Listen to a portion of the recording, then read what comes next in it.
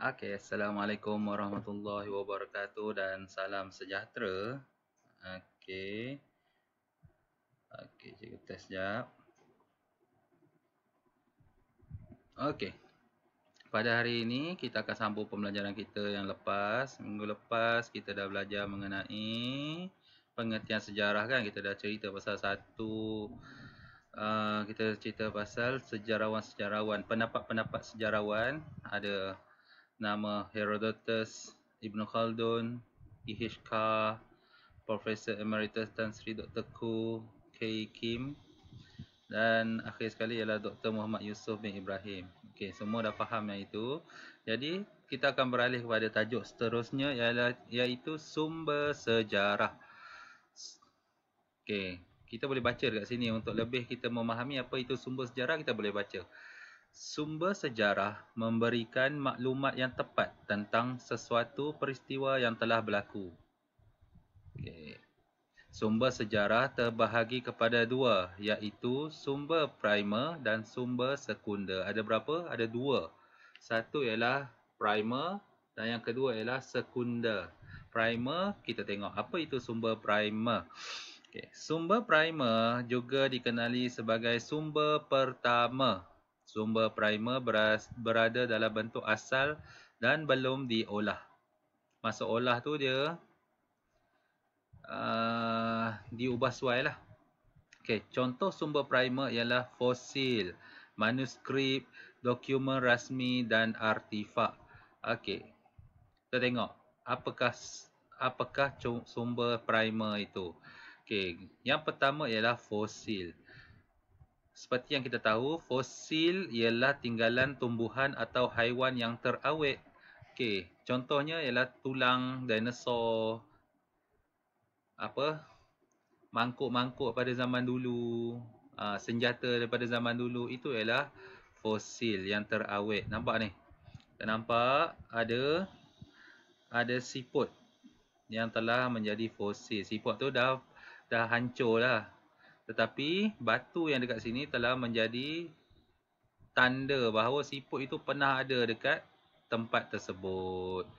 Contohnya tulang dinosaur. Malaysia tak ada dinosaur, cikgu rasa. Tetapi dekat luar negara ada banyak fosil-fosil dinosaur. Faham? Fosil dinosaur ni menunjukkan ada dinosaur pernah hidup dekat tempat tu. Jadi dia menjadi sumber primer, sumber yang pertama sekali. Dia jumpa tulang dinosaur, okey, itu ialah fosil dinosaur dan dia tahu dinosaur pernah hidup di situ pada berjuta-juta tahun dahulu. Okey, yang kedua ialah manuskrip, tulisan tangan seperti hikayat Hang Tuah dan Sulalatus Salatin. Okey. Manuskrip ini nampak di sini dia macam buku yang asal. Buku yang asal. Pada zaman dahulu kita tak ada handphone yang ada kamera, kita tak ada benda yang boleh merakam suara. Jadi pada zaman dahulu segala-gala cerita yang berlaku dia telah ditulis di dalam buku dan kita namakan buku itu ialah manuskrip, tulisan yang pertama sekali. Contohnya katalah cikgu waktu zaman dahulu tulis cerita pasal Hang Tuah. Okey. Lepas tu buku yang cikgu tulis itu, yang pertama sekali cikgu tulis tu akan menjadi manuskrip, tulisan tangan. Faham? Itulah sumber yang pertama. Itu cerita, contohnya cerita hikayat Hang Tuah ni dia cerita mengenai Laksamana Hang Tuah lah pada zaman dahulu, pada zaman Melaka dahulu. Okey. Okey, kita teruskan. Artifak. Okey, artifak ialah hasil ciptaan manusia seperti alat batu, tembikar, senjata dan duit shilling. Okey. Oh, tadi cikgu salah tadi ya. Fosil ialah yang benda hidup lah, tumbuhan ataupun haiwan. Dan artifak ialah benda yang manusia buat, kita namakan artifak. Contohnya alat batu. Alat batu dulu macam kapak batu dulu masa orang dulu tu, yang dia letak kayu lepas tu ikat kat kapak tu, itu alat batu. Ataupun alat mengukir zaman dahulu pakai kayu, okey. Pakai batu dia tajamkan, dia ukir sesuatu dekat dinding ke. Okey. Tembika. Tembika kita tahu macam pasu semua tu. Okey, senjata. Senjata lah macam tombak, keris, pedang dan duit shilling. Nampak ni duit shilling. Okey, duit shilling zaman dahulu. Okey.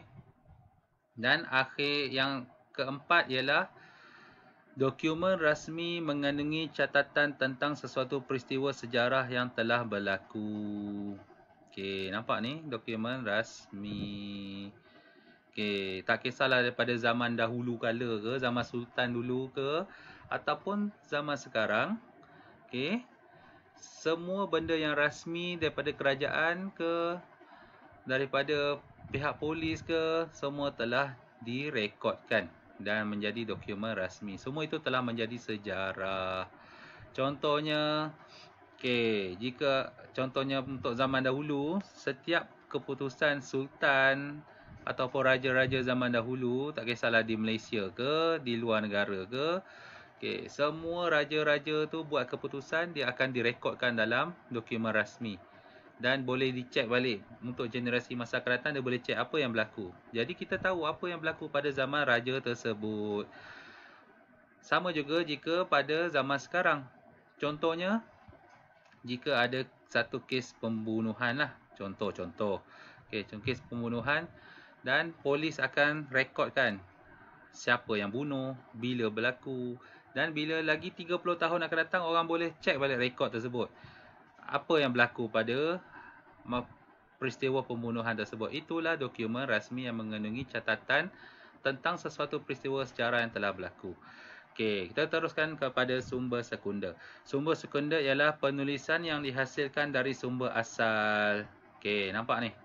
Benda-benda ni, benda-benda ni, sumber primer ni, yang pertama ni, sumber yang pertama 4 benda ni. Contohnya cerita pasal kes pembunuhan ni. Kes pembunuhan ni. Contoh. Daripada laporan kes pembunuhan ni, kita boleh buat masuk dalam surat khabar. Surat khabar telah menjadi sumber sekunder. Boleh masuk kita tulis dalam buku, jadi novel. Boleh tulis dalam majalah. Boleh menjadi risalah dan akhbar lah.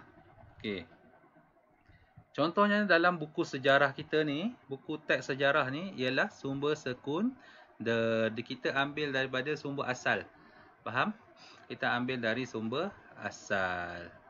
Kita ambil sumber asal, kita olah jadi buku. Nampak ni buku ni semua? Nampak surat khabar? Risalah ni. Semua ini daripada sumber primer, dia telah jadikan satu, dia gabungkan semua dan jadikan satu bahan baru, iaitu buku, majalah, akhbar dan risalah. Faham? Faham semua? Maknanya secara umumnya sumber sekunder ialah benda yang bukan asal lah. Dia ambil daripada sumber asal. Macam mana saya cakap? Dia ambil maklumat dari sumber asal dan ciptakan, masukkan dalam satu risalah ataupun satu majalah ataupun satu buku, dan ataupun ditulis di dalam akhbar. Nampak? Itulah sumber sekunder. Tengok di bawah ni. Sumber sejarah penting sebagai bukti bagi memahami satu peristiwa yang telah berlaku. Dua-dua ini penting. Sumber primer penting dan sumber sekunder penting. Tetapi jika kita belajar sejarah, kita tak bolehlah ambil sumber primer ni sebagai bahan kita. Sebab apa? Sebab benda-benda ni semua duduk di muzium ni. Nampak ni? Muzium Geologi. Sumber dia, The Legacy of Malay Manuscript, Perpustakaan Negara. Sumber dia dekat Muzium Sejarah dan Etnografi Melaka. Benda ni kita tak boleh pinjam sebab benda ni, artifak fosil ni semua duduk dekat muzium, duduk dalam kaca tu. Susahlah nak pergi ambil. Jadi kita boleh gunakan sumber sekunder untuk belajar. Sebab sumber sekunder ni pun orang yang telah buat buku ni pergi kat museum, kaji dan tangkap gambar dan masukkan dalam buku dia dan supaya kita boleh baca dan kaji. Faham semua? Okey. Okey, sampai sini saja video kita pada hari ini. Sekian, terima kasih.